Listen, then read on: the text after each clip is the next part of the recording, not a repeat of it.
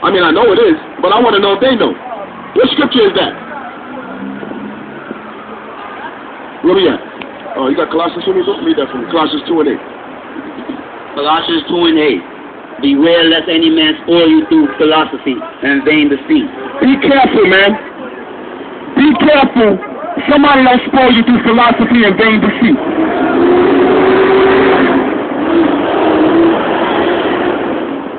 We got to look out for that, man.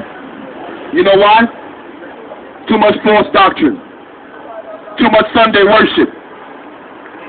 Too much forgetting about the Sabbath and forgetting about Christ and worrying about what men want you to do. Listen, man, we got $200. Sunday worship in the Bible. Show me where Christ did away with the Sabbath day. Show me where Christ said you no longer have to keep the 10 commandments anymore. You can do what you want to do. Yeah, man. Yeah. You know what? I told you, my father told you, you know what? Don't steal, don't kill, don't rob, don't commit adultery. But I've come now. And since I've come and I've died, you can now do whatever you want to because I nailed all those commandments to the cross. Follow me, though. Follow me, but you can't be like me. That's what they tell you in Sunday church. That's what they're going to tell you at the Bible Crusade. That's what they're going to tell you. And now look at that. Even the Crusades is still going on, man. Why would I associate myself with something that's associated with the Crusades? Why would I do that? One of the biggest massacres in Christian history was the Catholic Church sending out Knight Templars to kill everybody in Rome, in Europe, and France. Knight Templars, man. Read that again. Colossians 2 and 8. Beware lest any man spoil you through philosophy and vain deceit, after the traditions of men, after the rudiments of the world, after the rudiments of this world, after the traditions of men, man. Give me Deuteronomy 7 and 6. Beware lest any man spoil you through philosophy and vain deceit, man. Don't let somebody come and tell you. Don't let somebody come and tell you. You know what? Christ was resurrected on a Sunday because he died on Good Friday. That's philosophy, man. That is a philosophy of the Catholic Church. Sunday is a day of worship. That is a philosophy of the Catholic Church. That is not in the Bible. Christ never went to the synagogues on a Sunday. That wasn't his holy day. And listen, I got $200 for you to prove it, man. Because everybody's going to say that we wrong for standing up here with a microphone and telling our people who they are. We're not allowed to tell our people who they are. That's against the law, man. We're not allowed to do that. The real children of Israel is going to be awakened in the last days and times to bring forth the truth. And check this out. However many people deal with Satan, that's all good, man. You know why? The Most High closed your eyes. There wasn't nothing we could do for you in the first place. Yo, bro, what that shirt mean, man? Huzzah. Never seen that before. And this is what's going on in the communities, man. We are such a lost people, man. Nobody knows who they are. Nobody can prove who they are, but yet y'all so godly. Y'all know Jesus and don't know yourself. That don't even make sense. How can you know Jesus and you don't know yourself? That don't make no sense. You got this. Read that. Deuteronomy chapter 7, verse 6. For thou art an holy people unto the Most High thy God. A holy people, man. It's time we start behaving like a holy people, man. It's time we stop killing each other. It's time we stop creating bloods and crips. Because listen, man, if y'all was a strong people, and we was the way that we were supposed to be, there wouldn't be no Bible crusades out here. There wouldn't be no Bible crusades. We don't need Bible crusades. We don't need that. You know what we need? We need Christ. That's right. We don't need a Gentile giving us Christmas. We don't need that. That's right. We don't need to be celebrating the Chinese New Year. We don't need to be thinking that this is the year of the tiger or the year of the monkey. We don't need that. We don't need to be following the Gregorian calendar. We need to be going according to the Bible, man.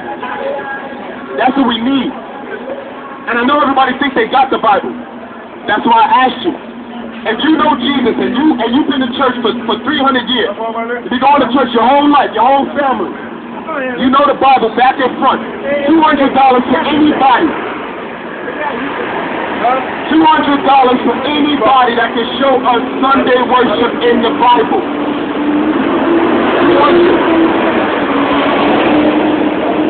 If you want to make $200 for believing in God, show me Sunday worship in the Bible. And listen, all you young people, if you hear us saying this, take this back to your parents and wake your parents up. Let them know that Sunday worship is not in the Bible. And offer them $200 to prove it to you too. Huh? You try it? You want to show me Sunday worship? Nah, I'm saying I'm going to need you to show me in the Bible, right? Your parents go to church on Sunday? Sometimes. You know, a bunch of people go to church on Sunday though, you know that. A majority of your friends and family do that. Have anybody ever showed you Christ going to the synagogue or going to the church on a Sunday? They showed you that? You remember the scripture?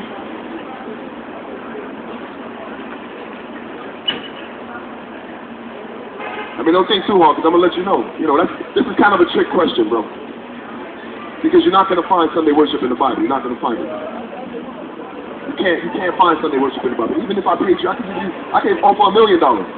Nobody's ever going to find it. Because it was created by Constantine in the 4th century. That's when it was created. Huh? Correct. He converted the Byzantine Empire. Who were those people? Romans. Who were they though? Where were they? Right, but where were they? They was in Russia.